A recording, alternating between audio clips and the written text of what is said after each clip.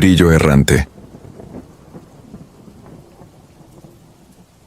Jamás olvidaré la tarde del 3 de mayo de 2019, cuando Servicio de Inteligencia me notificó que mi pelotón de transmisiones sería adjunto a un grupo de reconocimiento químico-biológico. Teníamos órdenes de establecer un cordón de vigilancia en una franja desértica del norte de Coahuila, a menos de 30 kilómetros del río Bravo. Desde marzo los rancheros de la zona reportaban un olor metálico en el aire, jaquecas repentinas y la muerte súbita de chivas y venados. Los medidores civiles marcaban picos anómalos de radiación gamma sin fuente identificable. Al amanecer siguiente subimos a los HMMMMWB con detectores Geiger, máscaras NBQ y raciones para 10 días. Nada indicaba aún que aquella misión rompería para siempre la frontera entre lo tangible y lo imposible. Montamos el campamento en una hondonada pedregosa, lejos de los últimos sembradíos. A simple vista el paisaje parecía inerte. Dunas pálidas, nopales resecos, y un silencio tan compacto que retumbaba en los oídos. Al coronar el sol, me asignaron a la torre de observación junto con el soldado de la cruz. El aire quemaba la piel. Aún así, el contador Geiger apenas vibraba. La primera noche pasó sin contratiempos, apenas iluminada por la neblina lechosa de la Vía Láctea. El único sonido constante provenía del capitán Morales, quien se alejaba cada tanto para fumar entre los mezquites. En el batallón todos sabían que sus camels suaves eran inseparables de su uniforme. La segunda noche transcurría con la misma monotonía hasta las 02:47. Registraba las coordenadas de una ronda cuando el cielo estalló en un fulgor imposible. 4 resplandores horizontales rasgaron las nubes bajas, como si alguien hubiese partido el aire con espadas de luz. No eran relámpagos. Cada destello poseía un brillo sólido, denso, saturado de color puro. Primero se encendió un rojo carmesí que ardió sobre la Sierra del Burro. Luego lo reemplazó un azul eléctrico tan intenso que me nubló la vista. Enseguida un amarillo, casi blanco, y por último un verde venenoso. No hubo trueno, ni vibración en la tierra. Solo un silencio nuevo, el de los insectos que dejaron de cantar, el del corazón que se me detuvo un compás. 20 minutos después distinguimos una silueta que avanzaba desde la línea donde se extinguieron los resplandores. Bajamos del puesto con el fusil en guardia, pero relajamos el seguro al reconocer el contorno alto y delgado del capitán. Avanzaba sin prisas, con la mano izquierda a la altura del pecho, como si protegiera algo invisible. Al aproximarse percibí un olor acre parecido a ozono quemado. Le pregunté si todo estaba bien. No respondió. Sus pupilas reflejaban la luz de la linterna con un brillo fosforescente, idéntico al de un felino cruzado por los faros de un coche. El cabello, que horas antes era negro azabache, aparecía mechado de gris como si el tiempo hubiera pasado sobre él con furia. Se detuvo frente a mí, me observó de arriba a abajo, y sin articular palabra, fue directo a su tienda. A la mañana siguiente, el capitán no salió al pase de lista. Lo encontramos sentado en su catre, la mirada fija en la lona, las manos crispadas sobre una cajetilla cerrada. Ya no encendió un cigarro en toda la jornada. Las órdenes se redujeron a murmullos, apenas gestos. Cuando le ofrecimos agua dijo apenas un no, casi imperceptible. Esa misma tarde, sin que ninguno diera la voz de alerta, los contadores empezaron a zumbar con una cadencia irregular. Las agujas rebasaron niveles seguros solo alrededor de la tienda de campaña de Morales, y de forma aún más extraña, bajaban a cero en cuanto él se movía a otro punto del campamento. Era como si las partículas le obedecieran, orbitándolo. La tercera noche me correspondía patrullar el perímetro interno. A las 01:30, vi que el capitán abandonaba su carpa y caminaba hacia el norte, dirección contraria a los vehículos. Lo seguí a distancia. No llevaba fusil. solo la cantimplora colgada al cinto. Tras 10 minutos se detuvo en una llanura desnuda, salpicada de costras de sal. Se arrodilló y hundió los dedos en la tierra. Cuando alcé los binoculares, mis piernas flaquearon.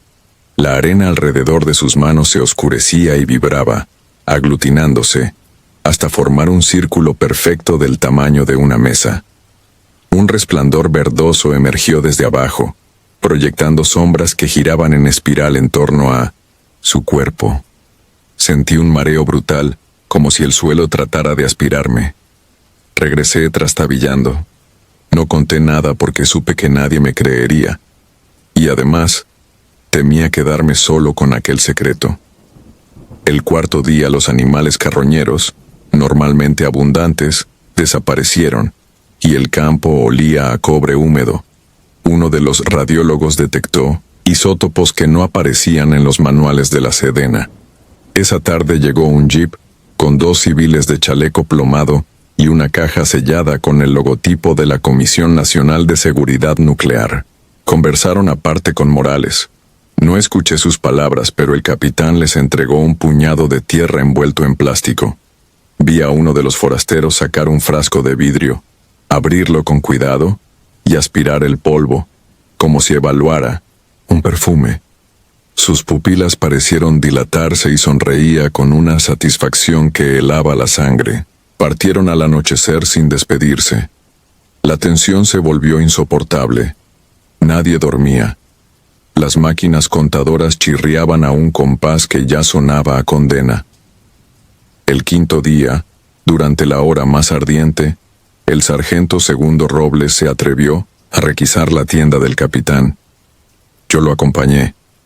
Dentro hallamos el catre perfectamente tendido y, junto a la almohada, un cuaderno empapado en sudor. Las páginas estaban cubiertas de símbolos triangulares trazados con carbón, todos idénticos, repetidos cientos de veces. No encontramos ropa, ni cartuchos, ni la pistola de cargo. Cuando Robles intentó arrancar una página, el cuaderno se deshizo en polvo gris que olía a azufre. Aquella noche el cielo permaneció sin estrellas. Una bruma opaca subió desde la tierra como si el desierto respirara. Las agujas del reloj parecían pegadas. Juraría que el tiempo avanzaba a saltos. A las 02:11 el capitán salió de su tienda envuelto en aquel velo de neblina y se dirigió hacia el este. 3 soldados y yo lo seguimos. A cada paso crecía un zumbido que no provenía de ningún motor. Era más bien la resonancia grave de un diapasón gigante vibrando en el centro de la cabeza. Pasamos un lecho seco y llegamos a un cráter poco profundo, liso como un espejo. Allí, las piedras parecían derretidas. Morales se colocó en medio, alzó los brazos y comenzó a hablar en un idioma sin vocales, una secuencia de chasquidos y rugidos que retumbaba contra mi esternón. El cráter se iluminó en los mismos colores de aquella primera noche, pero esta vez los haces emergían desde el subsuelo y se precipitaban al cielo. Todo el cuerpo me dolía y olía a cabello quemado. Robles intentó acercarse. De inmediato, toda la luz verde se concentró sobre él y lo levantó del suelo. Su uniforme se pegó a la piel. Vi sus huesos delinearse en un resplandor fosforescente. Cuando la luz se apagó, su cuerpo cayó inerte, carbonizado, quebradizo como una vaina seca. Quise gritar, pero la voz estaba atrapada detrás de los dientes. El capitán giró la cabeza hacia nosotros. Sus ojos ya no contenían iris ni esclerótica, apenas 2 orbes de mercurio líquido que reflejaban nuestra propia figura deformada. Comprendí que el hombre que había sido nuestro superior no existía. En su lugar quedaba un receptáculo antiguo y hambriento. No recuerdo cómo volví al campamento. Solo sé que amanecí en el interior de un vehículo de transporte, temblando. A mi alrededor quedaban pocos hombres. La mayoría había desertado durante la madrugada. Para el mediodía aparecieron helicópteros de la Fuerza Aérea con personal vestido de material aluminizado. Nos ordenaron evacuar en silencio y entregar cualquier equipo de medición. Sellaron el perímetro con postes de acero que abrían cada uno una nube de chispas lilas al clavarse en el suelo. Nos hicieron firmar declaraciones de confidencialidad y, en mi caso, me enviaron de regreso a Saltillo con una baja médica por estrés agudo. Han pasado 6 años. Las radiografías aún muestran una sombra sobre mis pulmones que ningún especialista ha sabido nombrar. Tengo pesadillas donde vuelvo a sentir el zumbido y un brillo rojo me atraviesa el cráneo. A veces despierto sudando hierro, con el sabor de las baterías en la lengua. Nadie ha vuelto a hablar del capitán Morales. La institución lo dio por desaparecido. Cada tanto escucho rumores de campesinos que juran ver una figura de uniforme desgastado, caminando en la línea donde el desierto se ondula, dejando tras de sí huellas que se descomponen en polvo fosforescente. Cuando miro al norte en las noches limpias y por un instante, una chispa verde corta la oscuridad, bajo la vista de inmediato. No quiero que mis ojos reflejen la misma luz. Sé que, donde sea que aquel brillo habite ahora, guarda mi nombre en su cuaderno de ceniza y espera pacientemente a que la radiación de mis sueños vuelva a señalarle el camino.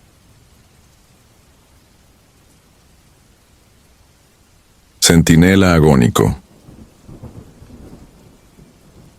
No sé qué fue más difícil, volver a recordar cada detalle o aceptar que aquello ocurrió a plena luz, sin el consuelo de poder culpar a la oscuridad.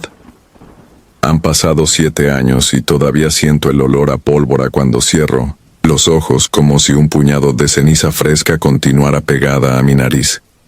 Me llamo Ignacio Telles y en 2018 vivía con mis padres y mi hermana menor en Rancho El Molino, un caserío de menos de 40 habitantes oculto en las faldas de la Sierra Azul al norte de Michoacán. Era un lugar tan silencioso que las noches parecían ahuecarse sobre el pecho, y a menudo uno despertaba porque el propio latido retumbaba contra la costilla vacía del monte. 3 meses antes de la noche que cambió nuestras vidas, el ejército había irrumpido en la serranía para capturar a El Güero Salvatierra, un desertor que traficaba armamento usando las veredas de contrabando entre Guerrero y Jalisco. Las humaredas de los helicópteros, la brusca orden de permanecer en las casas y los disparos que se filtraron valle abajo, quedaron grabados en la memoria de todos, pero el operativo acabó tan rápido como empezó. Se dijo que el cabecilla fue detenido junto a la mayor parte de su gente, y que los caídos se contabilizaron por docenas. Después, los camiones militares desaparecieron, y el polvo volvió a asentarse sobre las tejas, sin que nadie reclamara aquel vacío reciente. Parecía que la sierra había decidido tragarse el episodio junto con los pájaros que desplazó el estruendo. Septiembre avanzaba con sus madrugadas húmedas, cuando el silencio quebró su propio molde. Aquella noche, llovía una llovizna fina, que se desmigajaba antes de tocar el suelo. Eran las 23:40. Lo sé porque mi padre acababa de apagar la radio que chisporroteaba con interferencia, cuando un estrépito seco golpeó la puerta principal. No fue un llamado tímido. Sonó como si el aire mismo hubiese sido embestido. Mi madre y mi hermana se miraron sin atreverse a respirar. Mi padre, con la linterna en la mano, caminó hasta el portón. Yo lo seguí unos pasos atrás, notando como la madera vibraba todavía con el eco del golpe. No hubo pregunta ni respuesta, apenas el chirrido del cerrojo al ceder. En el umbral, apareció la figura tambaleante de un soldado en uniforme de campaña, empapado, el rostro atravesado por un hilillo de sangre que enlazaba la sien con la comisura de los labios. Sus botas estaban desgarradas y una costura rota dejaba ver el cuero claro debajo. Se desplomó antes de intentar cualquier palabra. Mi reflejo fue sujetarlo por la pechera para evitar que se golpeara la cabeza. Mi padre me ayudó a arrastrarlo a la cocina, la estancia más amplia de la casa. El suelo se llenó de barro rojizo mezclado con sangre que olía a hierro y lluvia. Nadie dijo nada. No hacían falta preguntas cuando la evidencia respiraba con jadeos roncos frente a uno. Entre mi madre y yo le recortamos las mangas para improvisar vendas. Sobre la clavícula izquierda se extendía un agujero irregular, pequeño como la boca de un frijol pero profundo. La sangre brotaba lenta, casi perezosa, como si el cuerpo hubiese desistido ya de luchar. En la mesita de cedro se acumulaban trapos, gasas viejas y un bote de alcohol que ardía en la nariz. Mi hermana sostenía la lámpara intentando que el temblor infantil no arrojara sombras delirantes sobre el techo. El militar apenas parpadeaba. Sus ojos parecían dos focos empañados, fijos en un punto que ninguno de nosotros alcanzaba a ver. Cada tanto soltaba un murmullo incomprensible. Lo único nítido que logró pronunciar, con un hilo de voz que se hizo añicos contra la cacerola, donde hervíamos agua, fue: emboscada, quebrada norte, mis hombres. Intentó incorporarse, pero su propio peso lo traicionó. Quedó recostado sobre un costal de maíz que usamos de improvisada camilla. Mi padre le acercó un jarro, con agua, y aguardamos un milagro que no llegó. Hacia la 1 de la mañana el silencio se volvió tan denso que distorsionaba el zumbido habitual de las chicharras. Ni un disparo, ni la vibración lejana de motores. Nada. Afuera, el monte parecía contenedor de su propio aliento, y esa quietud resultaba más amenazante que cualquier balacera. Mi madre sugirió correr al dispensario de la quebrada, pero recorrer 5 kilómetros de brecha bajo la neblina era condenarse a ciegas. El enfermo seguía perdiendo sangre lentamente, sin convulsiones, como si la herida drenara tanto vida como ruido de la noche. No recuerdo el instante exacto en que me venció el sueño. Sé que me quedé sentado junto al militar, sosteniéndole la muñeca para vigilar el pulso. El golpeteo mimético de su corazón me arrulló con un ritmo extraño, casi defectuoso, y la lámpara, alimentada por una batería vieja, se apagó poco antes del amanecer. Cuando abrí los ojos el gallo aún no cantaba. El sol apenas labraba una línea rosada en el horizonte. Mi nuca dolía por la mala postura. Tardé unos segundos en procesar la escena. El costal estaba vacío. Di un salto, convencido de que el herido había intentado levantarse. Pero en la cocina no había rastro de barro, ningún trapo manchado, ni la huella de una bota mojada. Todo olía a leña fresca, como si la lluvia de la noche anterior fuera solo un recuerdo inventado. Tuve que frotarme los ojos varias veces. El jarro seguía sobre la mesa, pero el agua estaba limpia, sin el leve tinte rojizo que el sangrado había dejado. Los vendajes improvisados, inexistentes. Ni siquiera el suelo mostraba surcos donde arrastramos el peso muerto. Desperté a mis padres balbuceando algo que ni yo creía. Mi madre reaccionó con pánico. Buscó en el canasto de costura las tijeras con las que habíamos cortado las vendas, y no estaban. Mi padre salió al patio, convencido de que el herido se habría aventurado hacia la cerca. Volvió al minuto con la cara encogida por el pasmo. Sobre la tierra húmeda no se marcaba ninguna pisada fresca, ni surgían manchas que delataran la hemorragia. Era como si la casa hubiera reseteado la noche, limando toda evidencia. Cruzamos el camino hasta la casa de doña Carmen, vecina más cercana. Le preguntamos si había escuchado algo fuera de lo normal. Disparos, motores, gritos. Negó sin titubeo. Aseguró que la lluvia ligera fue lo único que rompió la quietud y que su perro, siempre nervioso, había pasado la velada dormido. En el resto de viviendas la respuesta se repitió con matices idénticos. La noche fue serena, sin sobresaltos. El eco de nuestra historia comenzaba a rozar la frontera de la locura. Ese mismo día, mi padre y yo cabalgamos hasta el puesto militar de Agua Fría, a 2 horas de distancia, donde funcionaba el destacamento más próximo.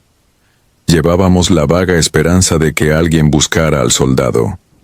Un subteniente tomó nuestra declaración con paciencia, aunque en su mirada se leía descreimiento. Revisó listas de operativos recientes en la zona. y negó que hubiesen desplazado patrullas desde la captura del Güero Salvatierra. Nos agradeció la información y nos invitó a retirarnos antes de que oscureciera. Ya en la salida, un sargento canoso, al parecer distraído por mi semblante lívido, me alcanzó en el patio de tierra rojiza. Habló en voz baja, sin exponer su nombre. Semanas atrás, un convoy que escoltaba municiones fue sorprendido en un desfiladero conocido como Las Trincheras Negras, a menos de 15 kilómetros de nuestro rancho. El ataque fue tan veloz que apenas alcanzaron a contestar fuego. Murieron 5 soldados. El convoy oficial, sin embargo, nunca admitió pérdidas porque la misión permanecía clasificada. Entre los caídos figuraba un cabo paramédico.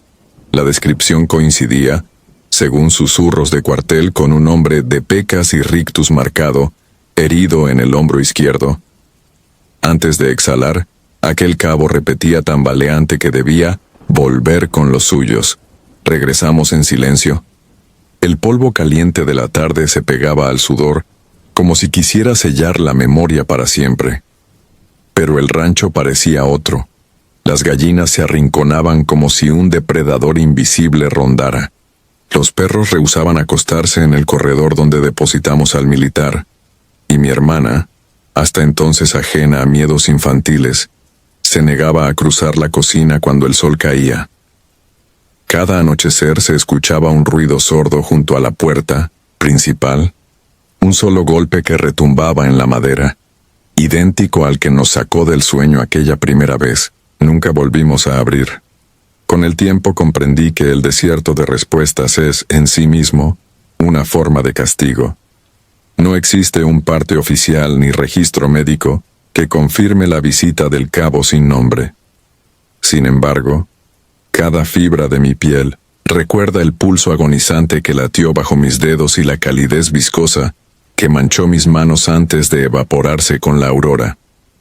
Todavía me descubro observando la puerta cuando la madrugada adquiere ese silencio eléctrico propio de la sierra. A veces, el golpe seco resuena una sola vez y se disuelve, como un disparo que se niega a prolongar su eco. En esos momentos mantengo la respiración, no por miedo a balas que ya no existen, sino al soldado que quizás sigue buscando a su escuadrón entre las veredas que jamás abandonó. Y mientras contengo el aire hasta que las venas zumban en mis oídos, comprendo que algunos fantasmas no lloran, no arrastran cadenas ni oscilan con la bruma. Portan uniforme, sangran despacio y golpean la puerta esperando que alguien recuerde su nombre. Color carmesí. No pretendo que me crean, pero necesito vaciar lo que sigue antes de reventar. Los registros me nombran T-47, veterano de infantería de marina con 19 años en la hoja de servicio.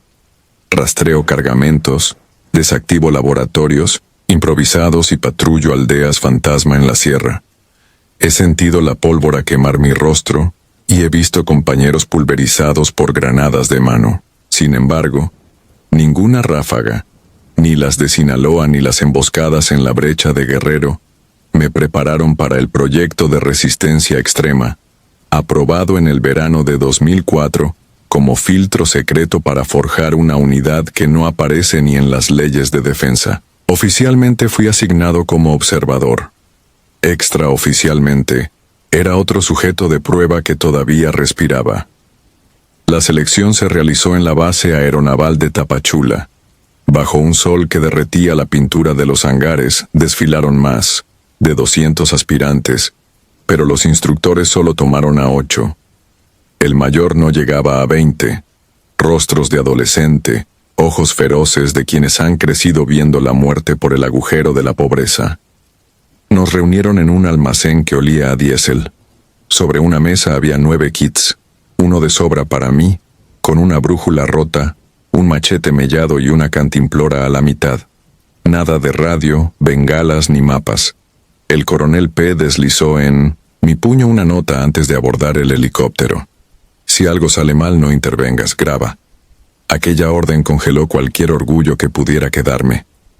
Despegamos al anochecer del 18 de julio a bordo de un Bell 412 verde mate. El vuelo transcurrió en silencio religioso, apenas roto por el chasquido del rotor mordiendo la humedad. 37 minutos después aterrizamos en un claro de la Selva Negra, un cuadrante sin cartografiar entre Chiapas y Guatemala. Las aspas levantaron una neblina rojiza que olía a hierro y fruta podrida. Cuando el helicóptero se elevó de nuevo, la vegetación se cerró a nuestras espaldas como un párpado.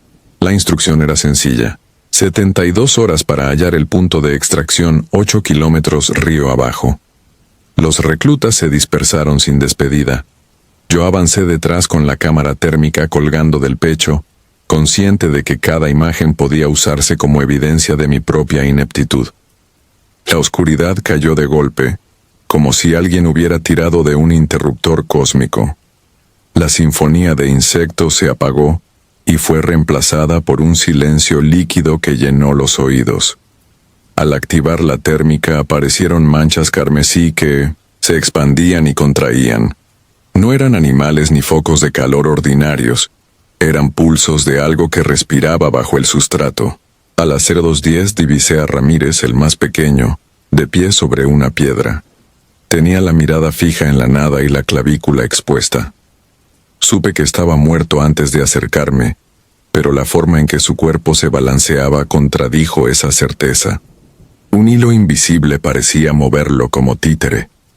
Al rozarlo sentí un escalofrío eléctrico, y sus ojos opacos giraron hacia mí, aunque el resto del cuerpo permaneció inerte.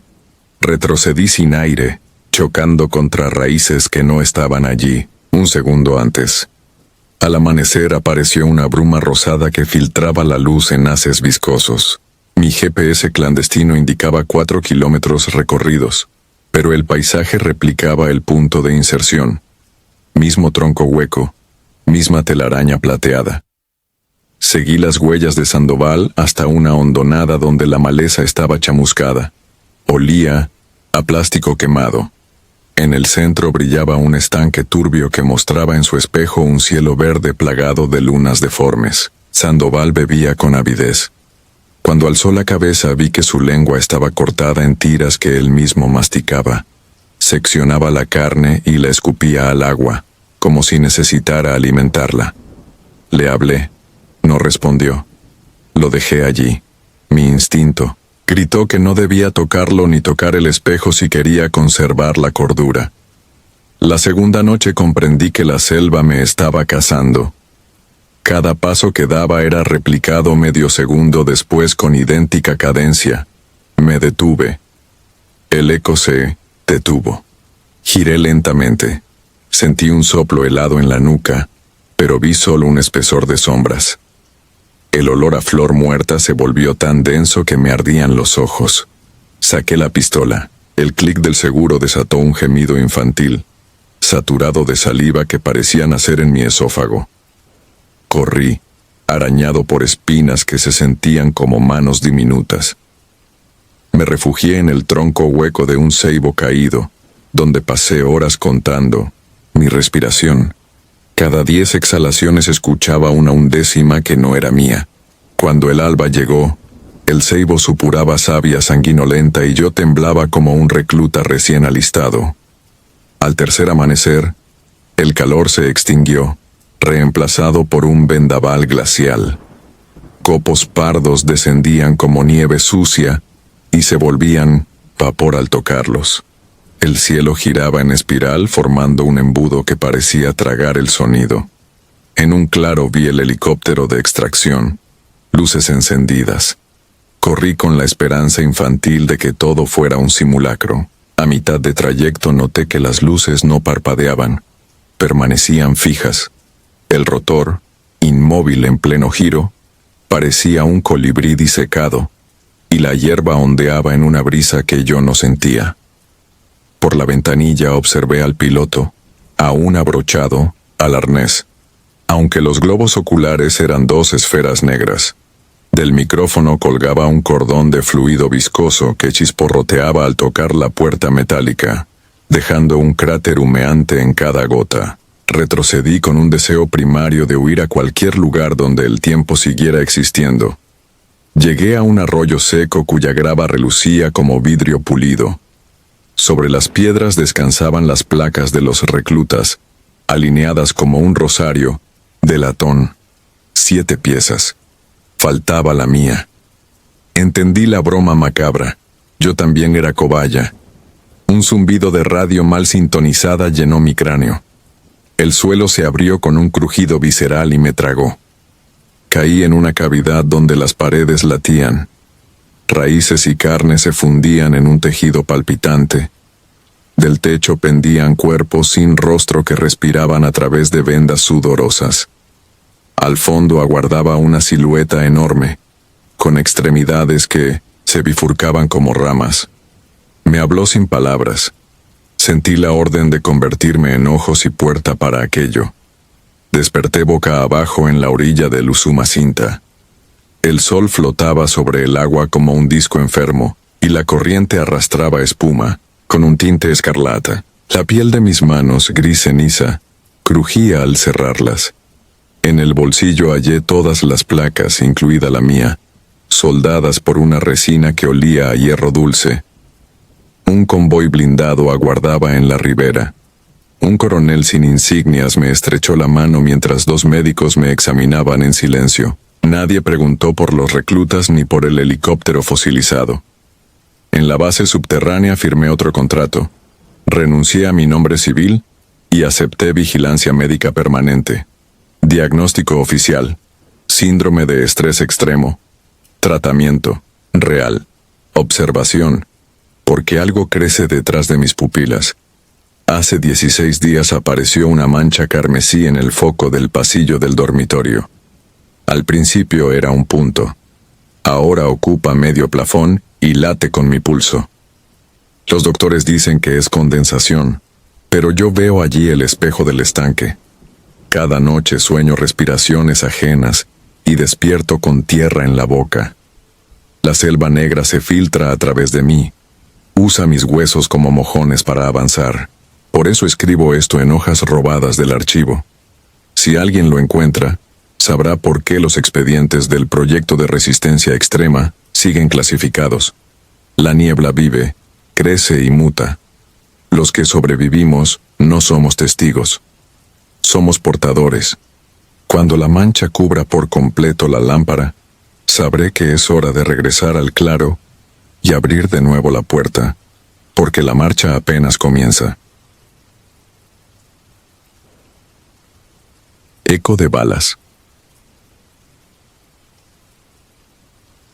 La mayoría de los hombres con los que patrullé los cerros de Nuevo León aprendió a diluir los disparos con licor barato o con silencios demasiado largos. Yo, en cambio, sigo escuchando un eco que no se apaga. Servía entonces en el 27 Batallón de Infantería, y creí haberlo visto todo hasta la madrugada del 7 de noviembre de 2016, cuando 10 soldados quedamos varados en una hacienda abandonada a 70 kilómetros de la carretera más cercana. Horas antes, en un cañón tapizado de huizaches, un convoy ligado al cártel local nos emboscó.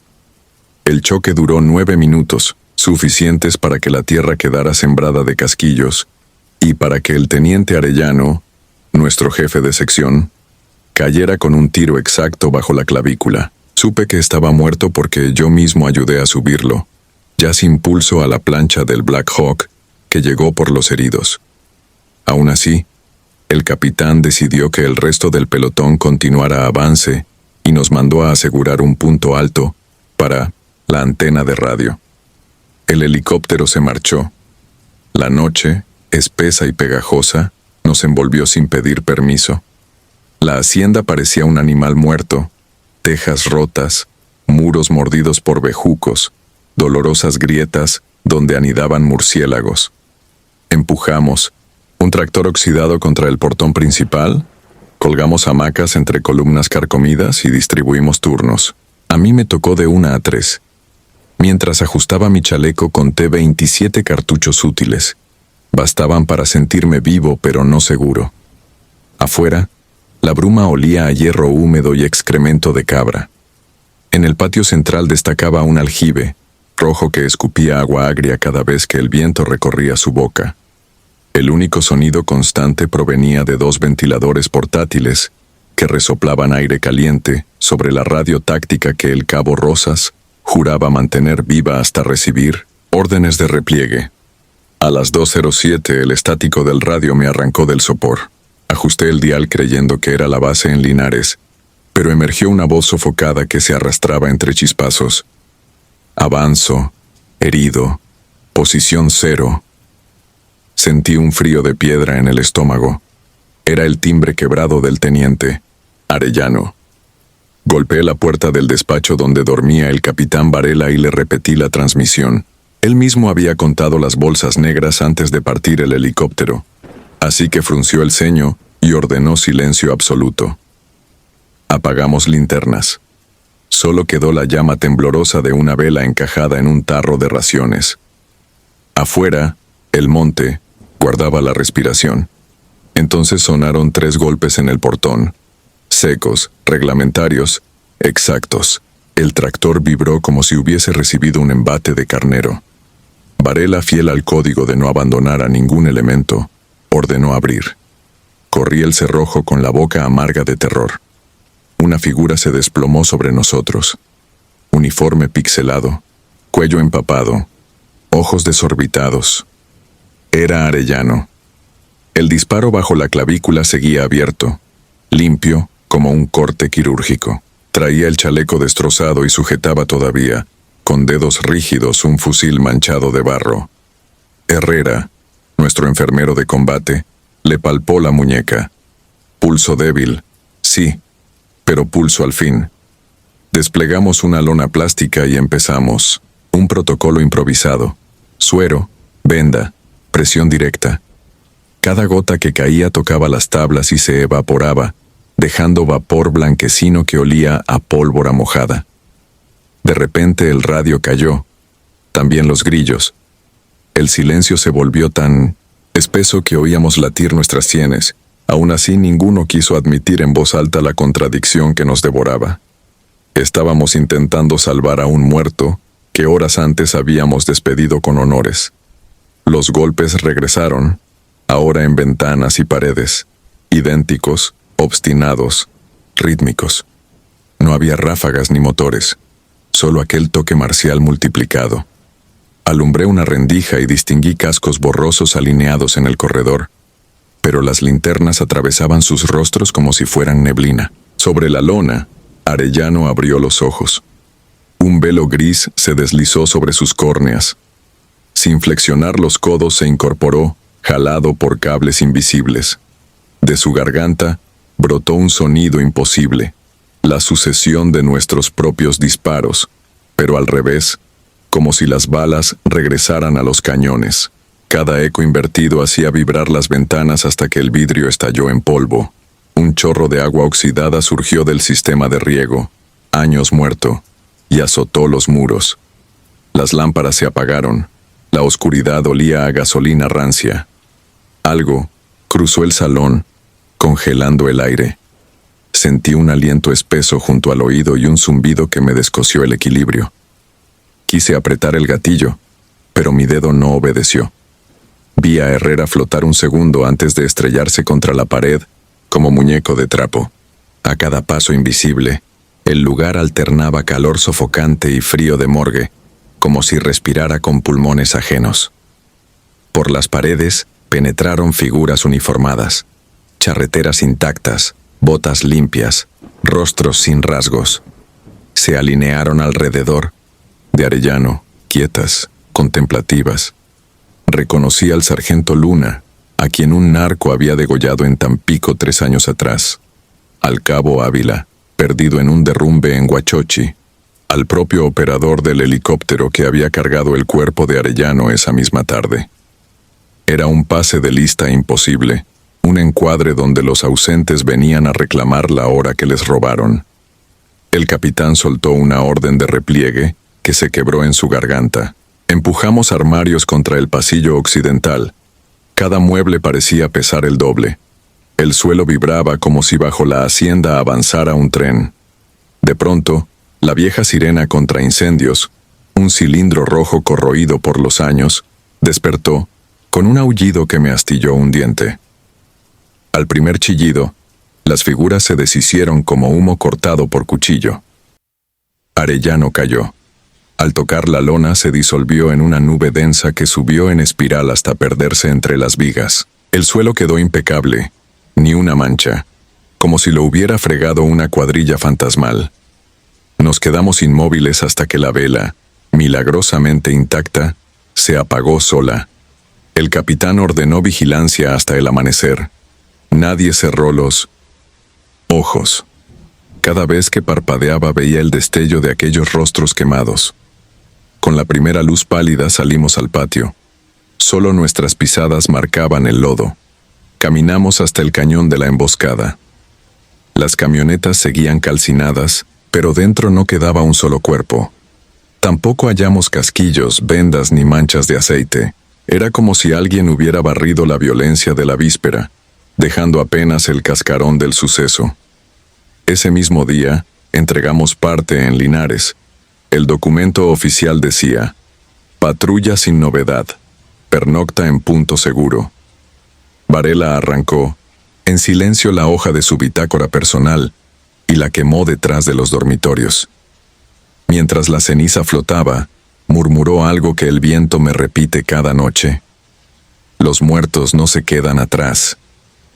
Desde entonces duermo con el radio sobre el pecho.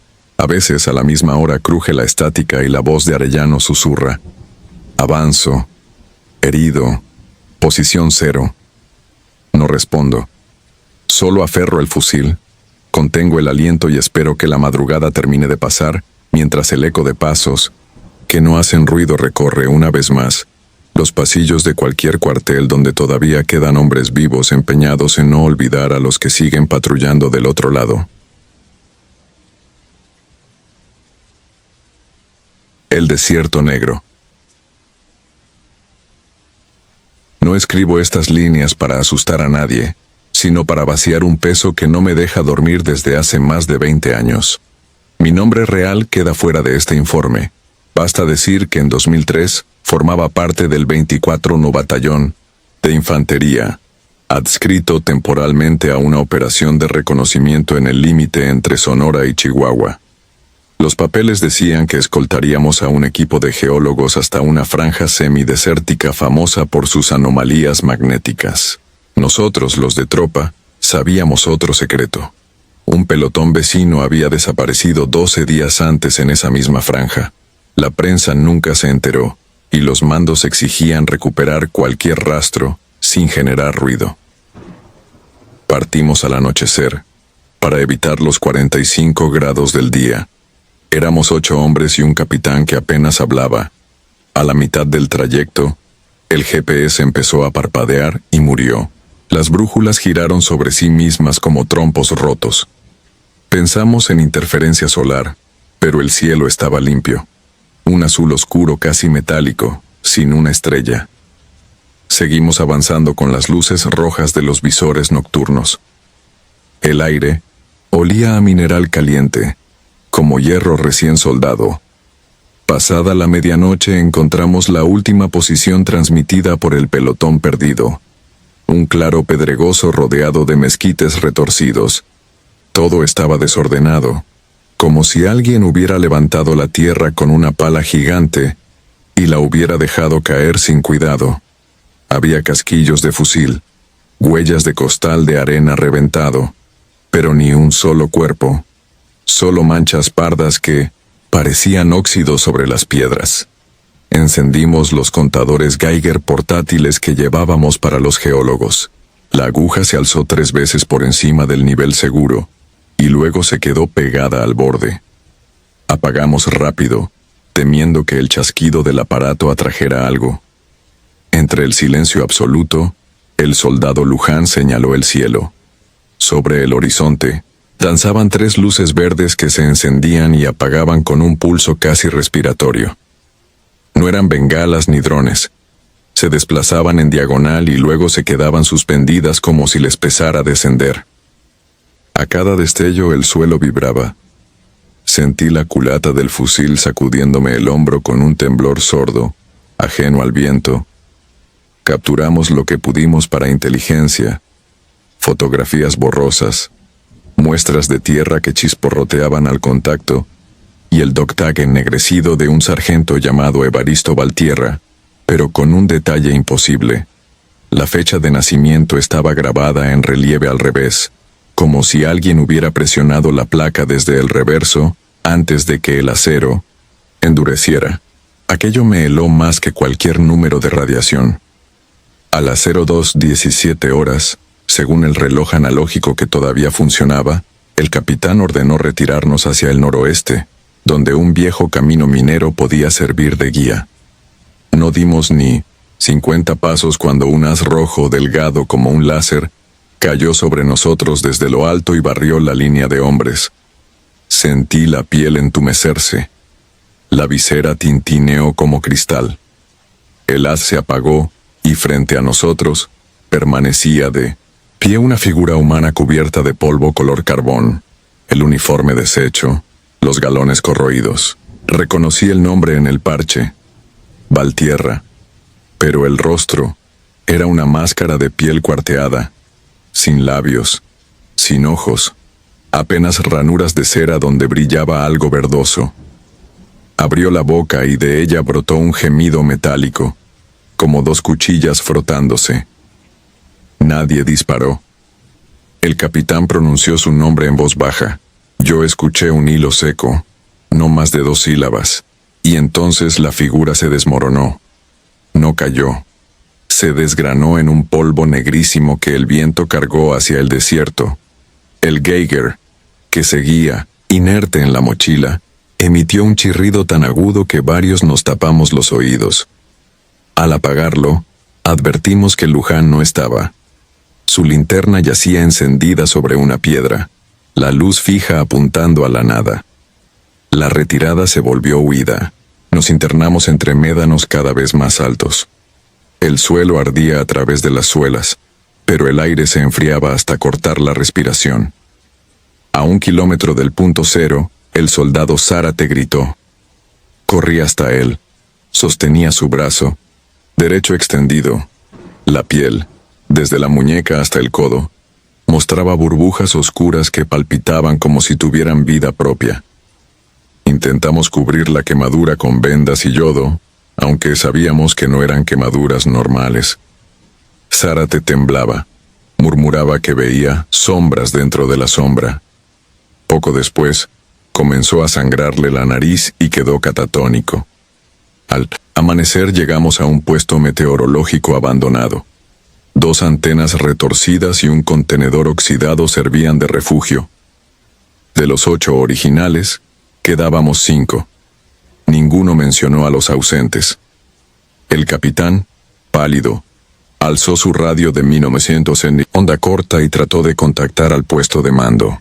La estática respondió con chispazos, luego con voces superpuestas en un idioma que nadie identificó. Parecía náhuatl, pero al revés, como si la cinta se reprodujera al contrario. Apagó la radio y ordenó silencio absoluto. Las siguientes horas fueron una jaula de calor y relámpagos secos.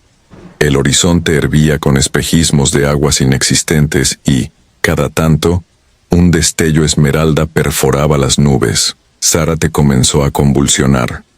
Lo sostuvimos entre 3 mientras su brazo ennegrecido se agrietaba como leña seca. Al final, exhaló un silbido y quedó rígido. Lo cubrimos con una manta térmica. Nadie discutió la decisión de no enterrarlo. Allí, a las 19:00 arribó un helicóptero UH-60 sin insignias visibles. Sus tripulantes vestían trajes blancos completos, con visores dorados. No eran del ejército regular. Nos hicieron tótems de luz sobre los ojos. Tomaron muestras de sangre. Rasparon nuestra piel con espátulas y sellaron cada frasco dentro de cajas de plomo. Zárate fue envuelto en una sábana plomada y cargado sin ceremonia. El capitán discutió con uno de los hombres visera. No escuché palabras. Solo observé cómo el tripulante negaba con la cabeza una y otra vez. Luego nos subieron, desinfectaron la cabina con un spray que olía a cloro y nos pusieron máscaras de tela por encima de las propias máscaras de gas. Desperté en un hospital de campaña subterráneo, quizá bajo algún cuartel que nunca mencionaré. Me hicieron firmar 8 páginas donde juraba no divulgar incidentes de tipo radiactivo biológico. Cada noche, un médico con insignias que no reconocí me revisaba las pupilas y anotaba números en una tableta. Durante el debrief, la versión oficial quedó clara. Nuestro pelotón había hallado residuos tóxicos de origen industrial. Las alucinaciones se atribuían a gases pesados. Nos dieron altas médicas escalonadas y se nos asignó terapia psicológica, obligatoria. Del capitán no volví a saber nada. La vida civil no aceptó mis pesadillas. 3 meses después de la baja definitiva, Luján apareció ahorcado en su casa de Hermosillo. La carta póstuma describía círculos de fuego danzando sobre su patio. El parte forense lo clasificó como psicosis autoinducida. Yo empecé a fotografiar cualquier punto verde que estallara en el cielo, convencido de que un día la cámara captaría algo más que píxeles muertos.